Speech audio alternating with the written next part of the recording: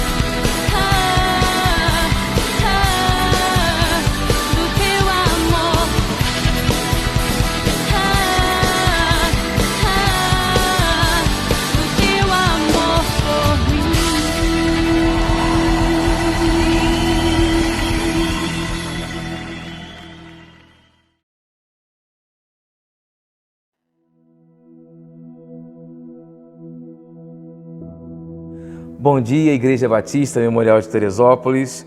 Hoje é dia 18 de outubro de 2020 e vamos estudar a lição 10 da nossa revista, o nome da lição é Frutos da Tribulação.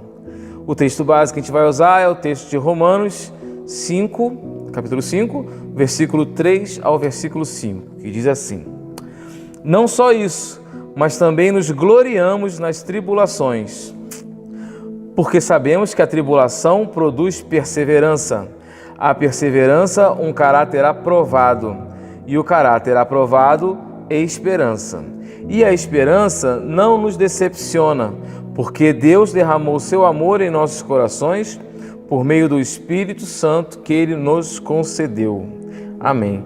Irmãos, nós nos gloriamos nas tribulações. Ninguém está livre dos problemas, das tribulações, das dificuldades da vida, porque é cristão. né? Não é esse tipo de vitória que Jesus nos promete, não é esse tipo de vitória que Jesus nos dá. A nossa vitória é perante o pecado, perante a morte. Nós não morremos mais, porque nós agora somos de Deus e com Ele estaremos para sempre. Então essa é a nossa esperança. Isso não quer dizer que nós não tenhamos as nossas tribulações. Por quê? Nós temos a esperança na glória de Deus, mas enquanto o reino não for consolidado, o reino ele está inaugurado. Quando Jesus veio, ele já inaugurou o reino, já estamos no reino, mas ele não está consolidado, estamos num processo. Então, enquanto esse reino não for consolidado com a volta do nosso rei, estamos sujeitos às aflições desse mundo. Assim como os cristãos de Roma também sofriam aflições, perseguições, humilhações e até martírio por causa da sua fé, por causa da sua etnia, né? Então, como que nós devemos nos comportar e enxergar essas tribulações na nossa vida cristã e tudo? A palavra nos revela, né? Desse versículo de Romanos 5, do versículo 3 ao 5. A primeira que a gente vai extrair daqui é que a tribulação produz perseverança. Existe um elemento pedagógico quando se atravessa um momento de dificuldade, quando se atravessa uma tribulação. Mesmo você tendo vencido essa dificuldade ou não vencido essa dificuldade, ela vai trazer para você uma experiência, vai trazer mais coragem, vai trazer para você autoconhecimento e vai trazer para você também um sentido de alerta. Você vai começar a ficar mais precavido para que essa situação de tribulação não ocorra novamente. Isso faz com que a gente fique melhor, nos tornemos seres humanos melhor, né? Seres humanos melhores. Então, quando nós passamos por essa tribulação, as próximas tribulações elas acabam ficando um pouco mais fáceis de você passar, porque você já vai ficando, como é que se diz por aí, meio cascudo em relação a enfrentar determinados tipos de problemas, tá? Então, vendo por esse prisma, a gente deveria ver a tribulação, a dificuldade, os problemas como uma oportunidade, sim, de melhorar como pessoa, de melhorar como cristão, de melhorar em oração, de melhorar em santidade, né? Então nós devemos nos alegrar com as tribulações. No início texto fala, não só isso, mas também nos gloriamos nas tribulações, porque sabemos que a tribulação produz perseverança. A segunda lição que tiramos desse texto é que a perseverança produz caráter aprovado. Por que a perseverança produz um caráter aprovado? Porque através dessa perseverança, através dessa melhora como ser humano, é que nós teremos o nosso caráter aprovado. A aprovação é o resultado de uma prova. Ou você é aprovado, ou você é reprovado. Como que você vai saber se você está aprovado ou se você está reprovado? Através da perseverança. A tribulação que traz a perseverança e daí o caráter aprovado. Somos aprovados pela nossa perseverança, certo? Então, como que isso pode acontecer? A perseverança na tribulação vai fazer você se tornar um cristão melhor, vai fazer você se tornar um ser humano melhor, e aí sim você terá um caráter aprovado, certo? Então, a lição de número 3, que é que o caráter aprovado produz esperança. Por isso nos gloriamos na esperança. Com o caráter aprovado, apurado, purificado, fortificado, esperamos com confiança na volta do Senhor Jesus Cristo. Não que por causa da perseverança na tribulação tenhamos conseguido algum tipo de merecimento. Não é porque você foi perseverante que você merece estar na presença de Cristo, não é porque você foi perseverante, teve o caráter aprovado, que você está merecedor da presença de Cristo, merecedor da graça. Mas a perseverança e o caráter aprovado é um sinal, é um carimbo, é um selo, dizendo que você é sim um dos salvos por Jesus Cristo, certo? Na perseverança. Mas sabemos que se somos irmãos em caráter aprovado, é porque Deus derramou o seu amor e misericórdia através do Espírito Santo, nos selando para sermos cidadãos do reino. E aí eu vou voltar lá no início, lá no final do texto, porque aqui a gente vai ter que ler ao contrário. Veja, preste atenção, versículo 5. E a esperança não nos decepciona, porque Deus derrama o seu amor em nossos corações por meio do Espírito Santo que Ele nos concedeu. Vamos ler isso ao contrário? Ele nos concedeu o Espírito Santo e através desse Espírito Santo o seu amor foi derramado em nossos corações. Por isso que a nossa esperança não nos decepciona. Ficou mais claro agora? Às vezes a gente tem que fazer o caminho inverso para poder entender a palavra de Deus. Assim sendo, que para a glória, honra, louvor, poder, autoridade e adoração sejam dados a Jesus Cristo, Deus nos permite e até nos prova com tribulações, não com prazer no nosso sofrimento, mas para a nossa aprovação, pois o caráter aprovado é um dos sinais dos salvos, certo? Então, para que a gente tenha um caráter aprovado, passamos por tribulações e perseveremos nessas tribulações para termos o caráter aprovado. E muitas das vezes é Deus que nos prova, para que nós tenhamos a certeza e a doce esperança, a esperança na certeza da glória de Jesus Cristo. Então vamos deixar 3 questões aqui para você pensar. A aula está gravada, você pode pausar, buscar um caderno e uma caneta e anotar essas 3 questões que eu vou colocar para vocês, ok? Então, 1. Em um momento de tribulação, qual tem sido a sua opção? Encontrar culpa em alguém ou em alguma circunstância? Você se vitimiza? Ou você entra com oração e leitura, fortifica a sua fé, revê suas ações, procura se santificar e vê que até na tribulação tem a mão de Deus operando para te fazer aprovado? Qual é a sua opção? O que você faz quando você está de frente para uma tribulação? 2. Nesse vestibular de Deus em que somos aprovados ou reprovados, você se sente aprovado ou reprovado? Se a sua resposta for a segunda, reprovado, o que você pretende fazer para ser aprovado? Porque você todo dia tem uma chance, uma nova chance. Número 3. Você olha para a tribulação como uma injustiça ou como uma oportunidade? Quando você lê o livro de Jó, você fala, poxa, Deus não precisava ter feito isso, não precisava, não podia ter autorizado Satanás a testar Jó. Isso foi injusto. É assim que você lê o livro de Jó? Ou você lê o livro de Jó? Deus testou Jó e Jó foi aprovado, teve o caráter aprovado. E Deus teve a sua glória manifestada no sofrimento de Jó e mais manifestada ainda na vitória final da vida de Jó, nas bênçãos que Jó recebeu no final. Então, são essas 3 questões que eu quero deixar para você nesse domingo, para você parar e pensar qual é a sua posição diante de uma tribulação. Um bom domingo para você, um bom culto. Amém.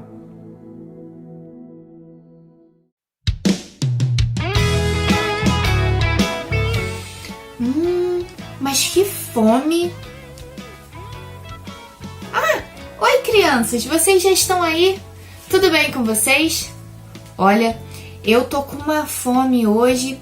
Já tava até aqui me preparando para comer um pãozinho. Mas olha que coincidência! A nossa história de hoje vai falar exatamente sobre pão. Mas aí você deve estar se perguntando, como assim a gente vai falar sobre pão? O que pão tem a ver com as histórias da Bíblia?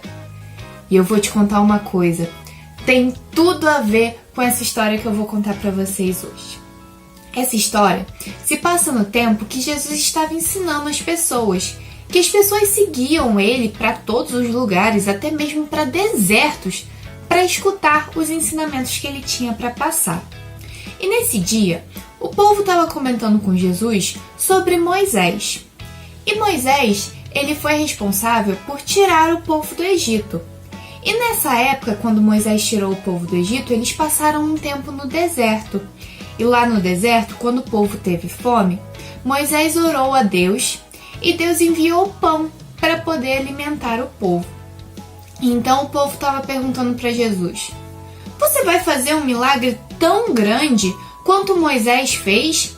vai fazer um milagre tão bom quanto trazer pão para os que estão com fome? Então, Jesus respondeu: Eu não trago um pão como o pão que Moisés trouxe. Eu lhes trago o pão da vida. E quem comer desse pão não terá mais fome. Então, o povo pediu: nos dê desse pão o tempo todo, dê sempre pra gente desse pão, Jesus. Então, ele explicou que na realidade, esse pão da vida era ele.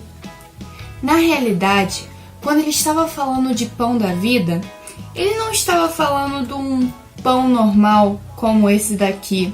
Não era o pão que sacia e mata a nossa fome normal.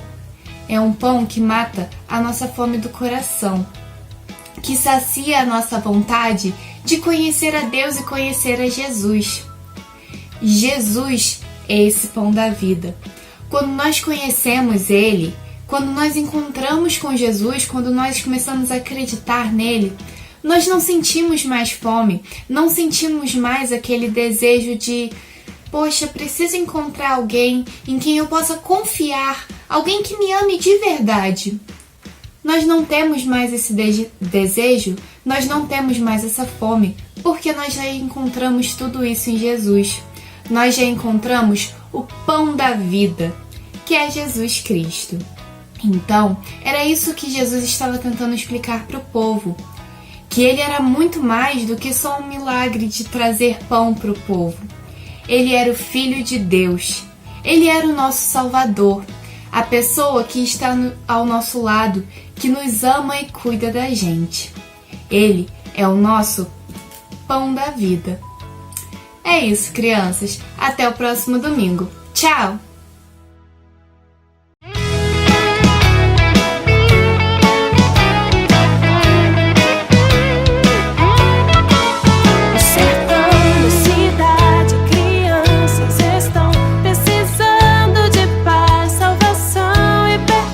Não conhecem Jesus, nunca ouviram falar do amor diferente, capaz de salvar. Quero ser a criança que vai ajudar a contar o seu plano de amor. Porque Ele me amou, quero a todos falar, anunciar e viver pra Jesus divulgar.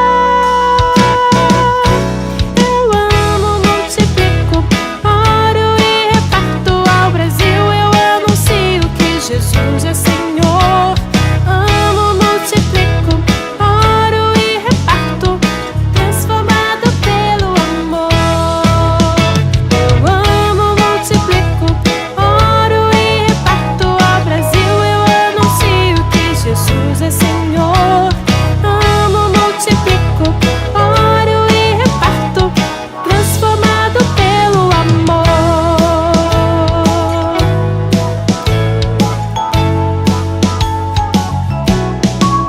No sertão, na cidade, crianças estão precisando de paz, salvação e perdão. Não conhecem Jesus, nunca ouviram falar do amor diferente, capaz de salvar. Quero ser a criança que vai ajudar a contar o seu plano de amor. Porque Ele me amou, quero a todos falar, anunciar e viver pra Jesus divulgar. Eu amo, multiplico, oro e reparto, ao Brasil eu anuncio que Jesus é Senhor. Amo, multiplico, oro e reparto, transformado pelo amor. Eu amo, multiplico, oro e reparto, ao Brasil eu anuncio que Jesus é Senhor. Amo, multiplico, oro e reparto, transformado pelo amor. Amo, multiplico, oro e reparto. Amo, multiplico, oro e reparto. Amo, multiplico, oro e reparto. Amo, multiplico, oro e reparto. Eu amo,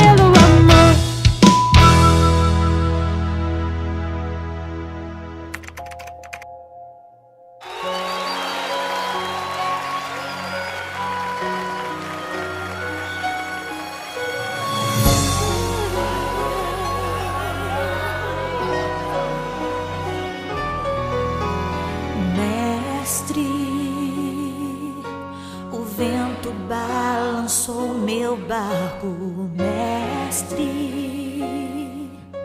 Estou à beira de um naufrágio, mestre. Será que não vês? Será que eu vou perecer? Sinto na pele o frio desse vento. Chego a crer que não estás me vendo. Lembro que estás logo ali, na proa do meu barco a dormir. Eu sei que não estou só e já posso crer que amanhã vai ser bem melhor. Só porque estás comigo eu posso clamar. Eu acredito que eu não vou naufragar. Só porque estás comigo eu posso clamar.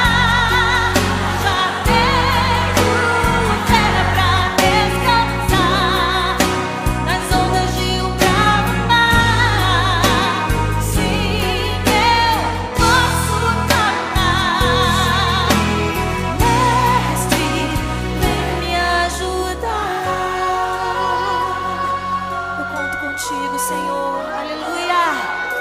Eu sei que não estou só e já posso crer que amanhã vai ser bem melhor. Só porque estás comigo eu posso clamar.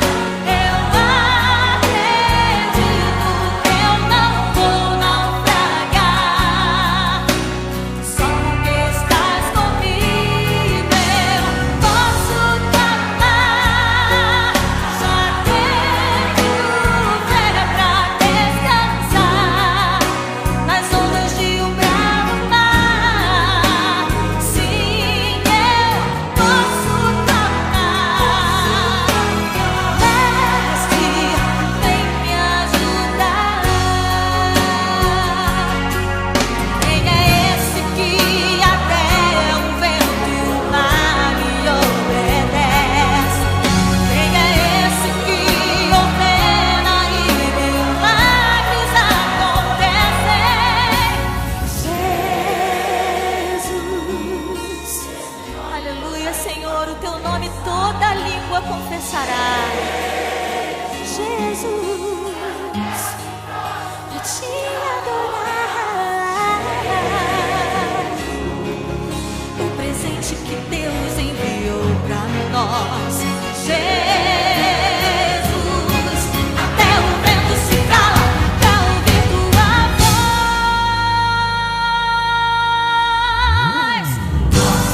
Posso amar, não vou naufragar. Que estás comigo, eu posso falar. Já tenho fé pra descansar nas ondas de um bravo mar. Sim, eu posso clamar. Mestre, vem me ajudar. Eu sei que eu posso clamar, porque o meu Deus me ouve. Aleluia. Só porque estás comigo eu posso clamar. Já tenho fé pra descansar nas ondas de um bravo mar. Sim, eu posso clamar. Mestre, vem me ajudar. Eu sei quem tem crido. Vem me ajudar.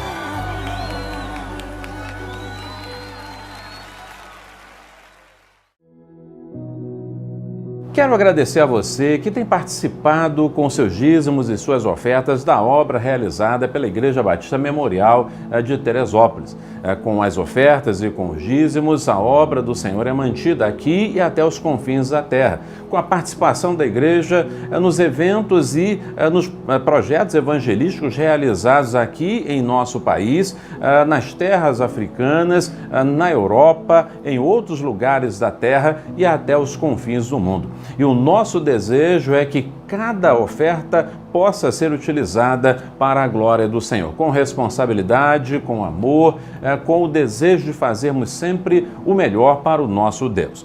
Então, estamos disponibilizando para você o nosso banco, a nossa agência, a nossa conta e também o CNPJ de nossa igreja, para que você possa fazer os depósitos e as transferências pelo seu aplicativo. Também você tem em sua tela o QR Code. Com essas informações, você pode aproximar o seu celular e, desta maneira, obter as informações bancárias da Igreja Batista Memorial de Teresópolis. Nós agradecemos a sua participação, que, com toda certeza, ajuda a levar o Evangelho de Jesus Cristo até os confins da terra. Que Deus o abençoe de uma maneira toda especial. Amém.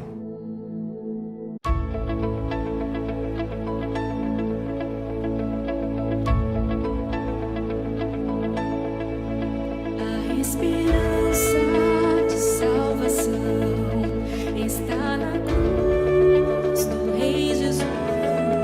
Por sua graça encontro paz e ao perdido vida traz.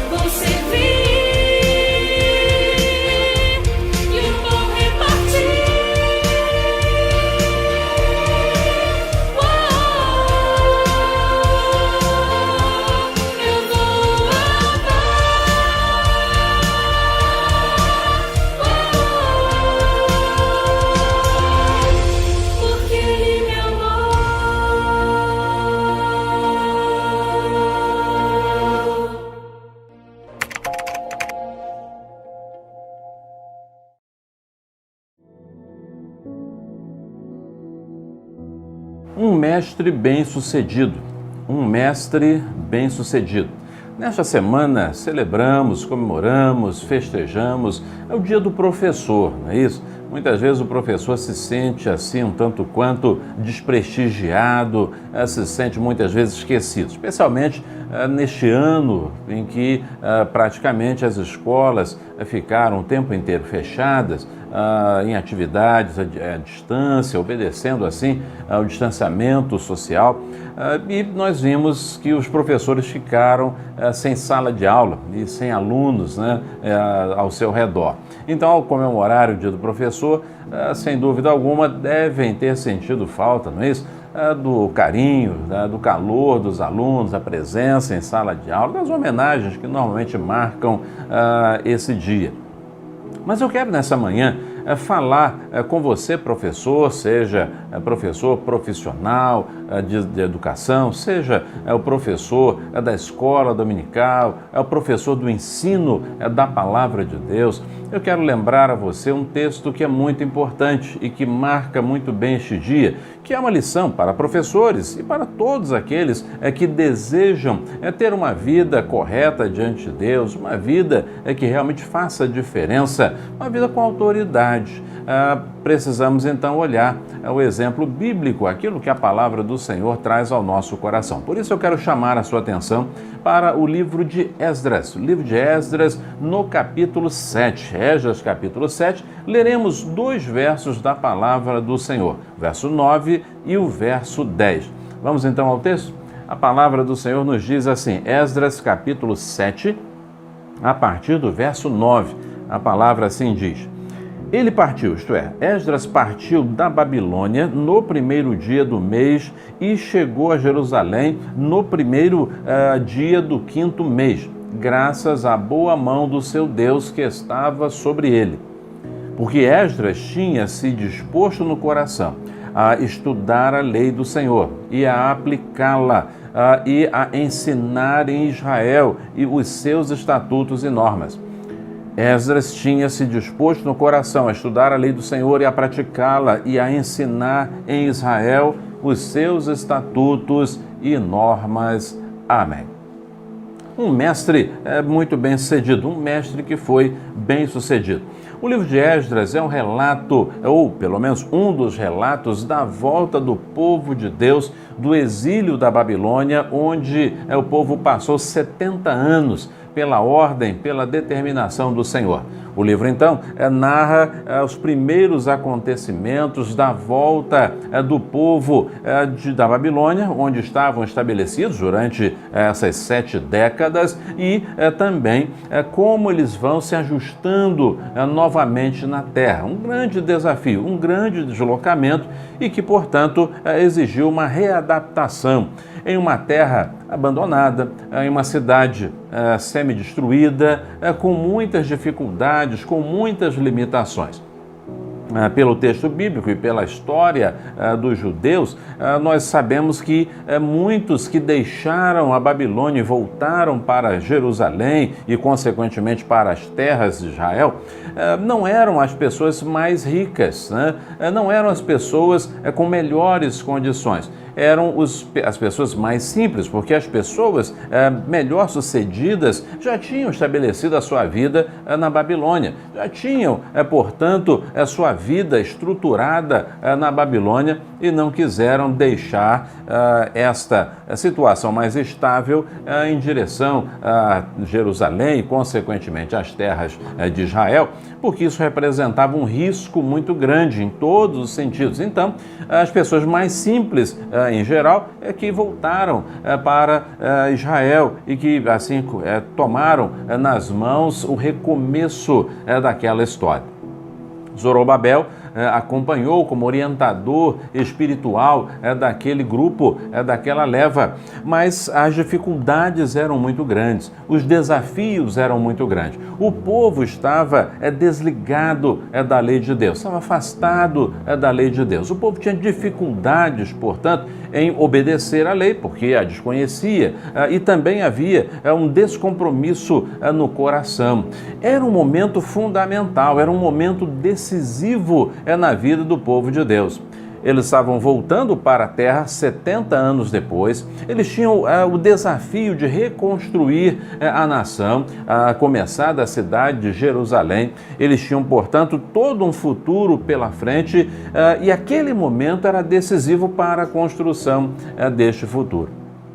Muitas vezes em nossa vida nos encontramos em momentos decisivos, em momentos fundamentais, em momentos que vão realmente orientar e nortear tudo aquilo que ainda vem pela frente. Nesses momentos, nessas horas, nossa vida precisa estar muito bem estruturada e, sobretudo, a nossa fé precisa estar muito bem direcionada.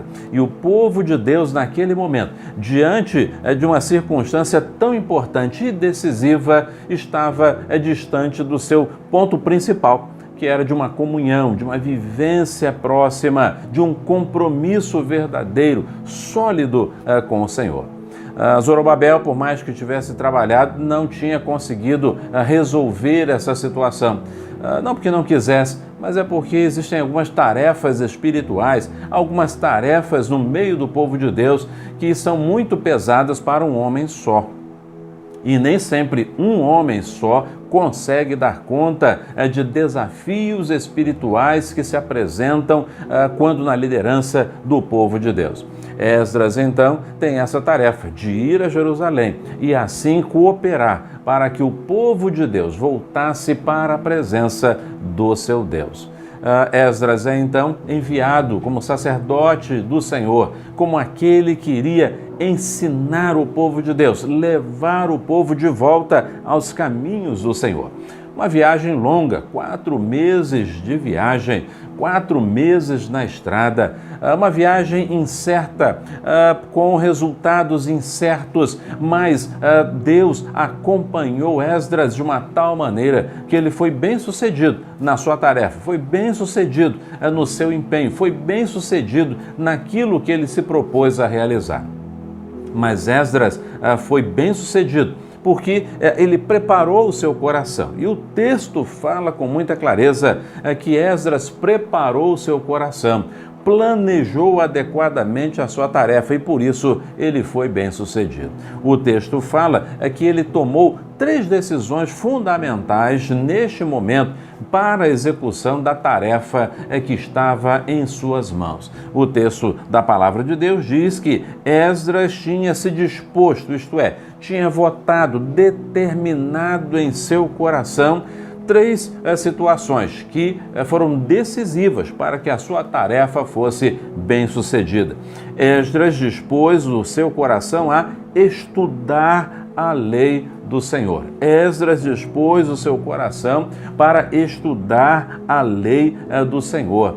Ele estudou, ele se aplicou, ele se aprofundou, ele buscou elementos, ele realmente cavou fundo nas Escrituras antes de qualquer outra coisa, antes de tentar realizar a sua tarefa, antes de tentar ensinar a lei de Deus aos corações. Esdras se colocou na condição de estudante, na condição de alguém que precisava conhecer com profundidade a palavra do Senhor, para que aí sim tivesse condições de exercitar ou de executar o seu trabalho, executar a sua tarefa.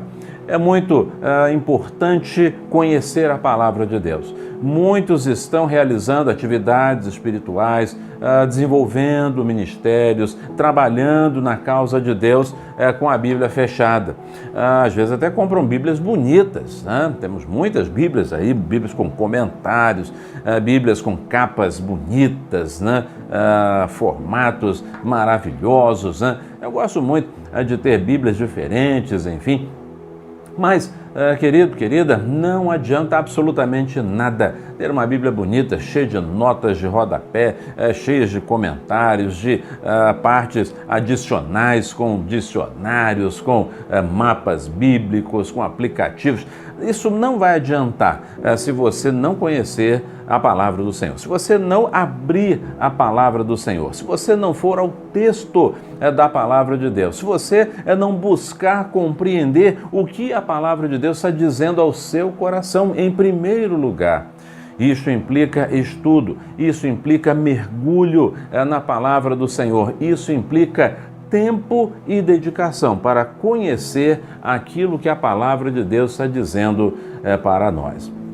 Muitas pessoas estão tentando falar do Evangelho, tentando pregar o Evangelho, tentando sustentar posições que acreditam estar no Evangelho, na palavra do Senhor, nas Escrituras como um todo, mas não a conhecem. E por isso, muitas vezes, têm defendido posições apenas por achismos, apenas por tendo como base a opinião alheia, ou ainda posições sem fundamento algum, sem fundamento nenhum.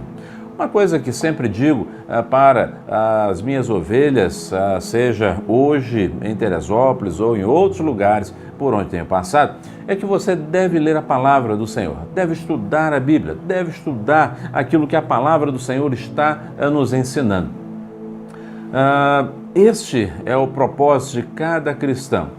Será uma tristeza muito grande, uma derrota muito grande saber que alguma das minhas ovelhas, ao afirmar algo a respeito das Escrituras e diante de um questionamento de alguém, te der como resposta o seguinte: não, estou falando isso porque o pastor falou, né? Isso, na verdade, será uma derrota, né? Porque, na realidade, o que cada um precisa responder estou respondendo dessa forma, creio dessa maneira, porque eu conheço as Escrituras, conheço a palavra. Meu pastor pregou, sim, mas eu sei onde está, o que é, e sei porque eu também estudo a palavra do Senhor, eu sei da palavra de Deus. Esdras colocou o seu coração, dispôs o seu coração para estudar a lei do Senhor. Mas não apenas isso, o texto vai mais além, e o texto diz que Esdras dispôs o seu coração a estudar a lei, mas ele também dispôs o seu coração para aplicar a lei, para praticar a lei, para obedecer à lei. A vida cristã não é apenas uma questão aqui, não é uma questão apenas na cabeça, no cérebro. Eu conheço a palavra, eu conheço a Bíblia.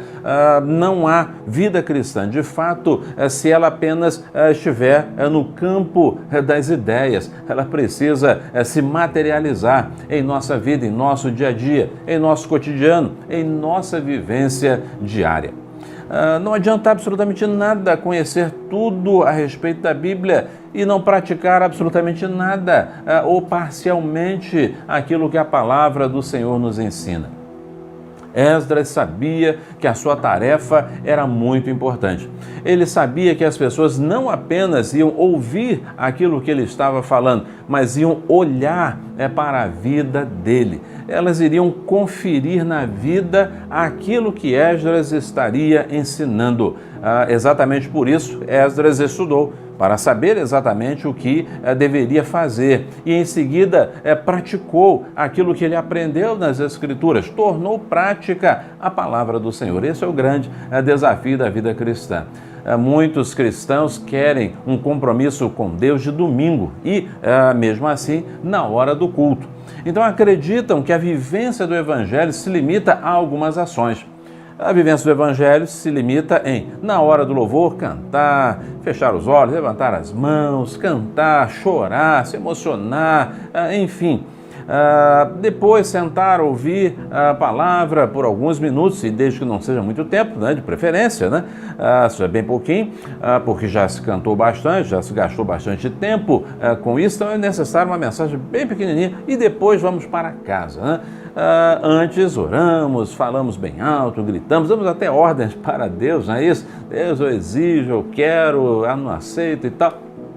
Mas a partir daí, a vida cristã encerra. A vida cristã não tem uma continuidade. A vida cristã, ela, na realidade, se desenvolve no dia a dia. O momento do culto, do domingo, a hora da adoração, é um momento apenas em que expressamos aquilo que já vivenciamos durante a semana com Deus. Não o contrário, mas muitos têm vivido o Evangelho apenas na hora do culto, no domingo. mas não vivem o Evangelho durante a semana, no seu dia a dia, em sua casa, no seu trabalho, nos seus relacionamentos, na forma de negociar e de viver a vida de um modo geral. Esdras colocou no seu coração que não era suficiente apenas conhecer, estudar, mas era necessário aplicar, praticar, viver, obedecer a palavra do Senhor no seu dia a dia. Querido, querida, você que está me ouvindo e me vendo neste momento, é fundamental praticar. Só podemos realmente expressar o Evangelho, uma vida cristã verdadeira, se os nossos atos coincidirem com aquilo que nós estamos pregando, com aquilo que estamos anunciando. Para que possamos pregar as Escrituras, nós precisamos conhecê-la, precisamos vivenciá-la, e aí sim estaremos preparados para ensinar, para pregar, para anunciar a palavra do Senhor. Esdras, então, dispôs seu coração para estudar a lei do Senhor, para praticar a lei do Senhor, mas também para ensinar a lei do Senhor e os seus estatutos. Esdras, então, concentra-se nessa terceira etapa, nesse terceiro ponto. Esdras se concentra naquilo que ele tinha de fazer. A sua tarefa fundamental era ir e ensinar, mas ele entendeu que para que pudesse ensinar, ele tinha de verdadeiramente conhecer e verdadeiramente praticar. Aí sim, ele estaria apto, assim ele teria autoridade, somente assim ele teria condições de ensinar adequadamente, com autoridade, com propriedade. O verdadeiro mestre, o verdadeiro professor domina o seu conteúdo, domina aquilo que ele tem de ensinar, mas muito mais do que isso, ele vive, ele expressa pela sua vida, ele tem convicção pela sua vida, pelos seus exemplos, pelas suas ações, em seu dia a dia. Ele revela isso nos seus próprios atos. Ele não adianta ensinar alguma coisa que nós não conhecemos. Isso logo será descoberto.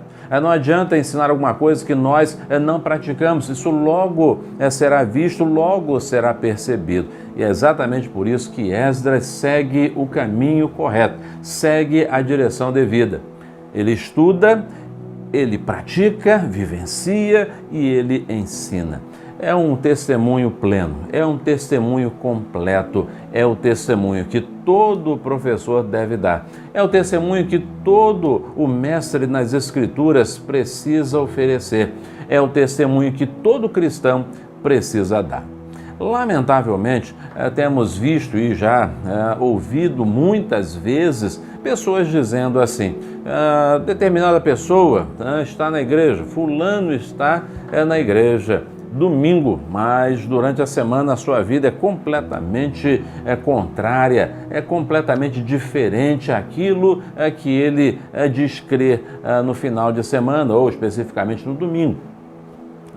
Discurso dissociado da vivência prática. Logo, não pode ensinar. Logo, não tem autoridade para ensinar. Não tem condições de abrir a boca e tentar conduzir alguém, porque o exemplo não está batendo.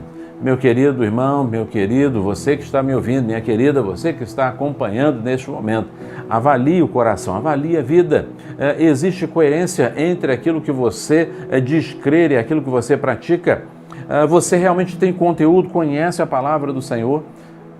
Lemos tanta coisa, gastamos tantas horas nas redes sociais, muitas vezes apenas curtindo fotos alheias, pessoas até que nós nem conhecemos, lendo historinhas diversas, postagens diversas, nos preocupando em saber todas aquelas notícias, uma atrás da outra, do Twitter e outras mídias sociais.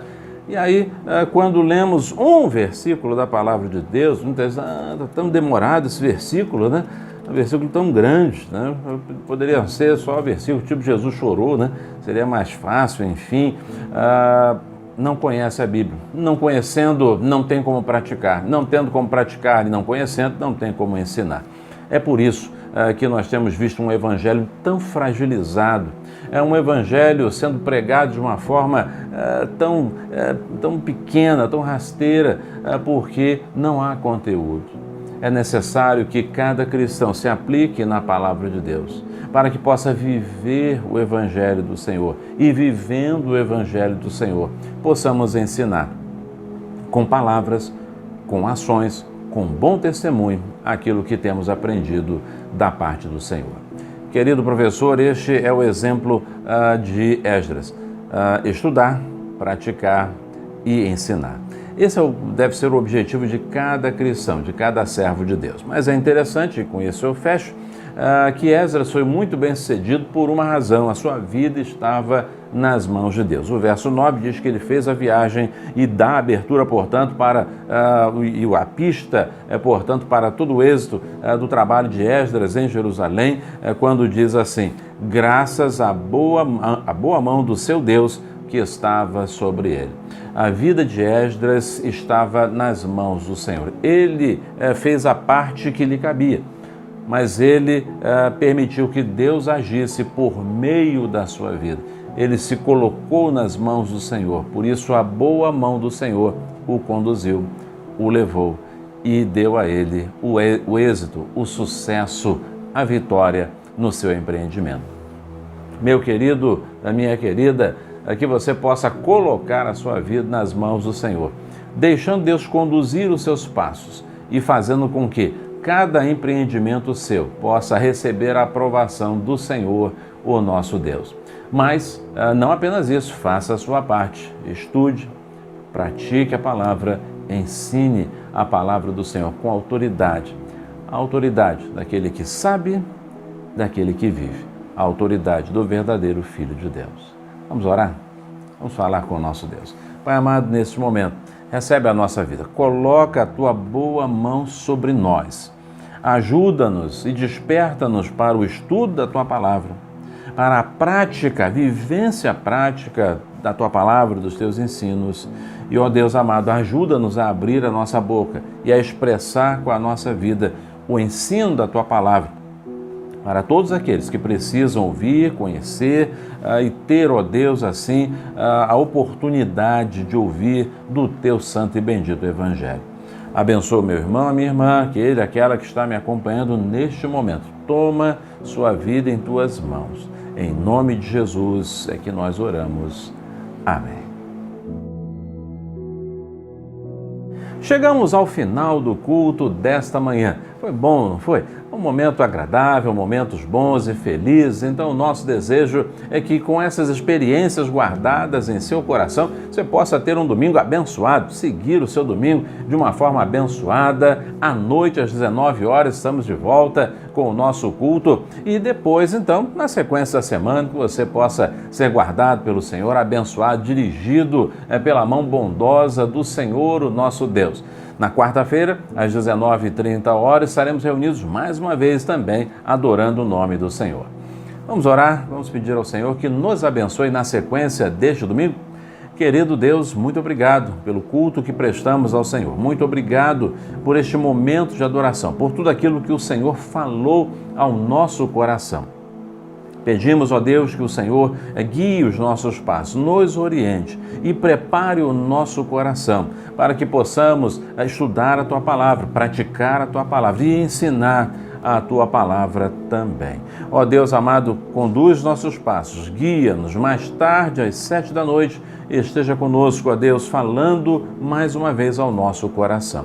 Oramos assim no nome de Jesus, o nosso Salvador e Senhor. Amém.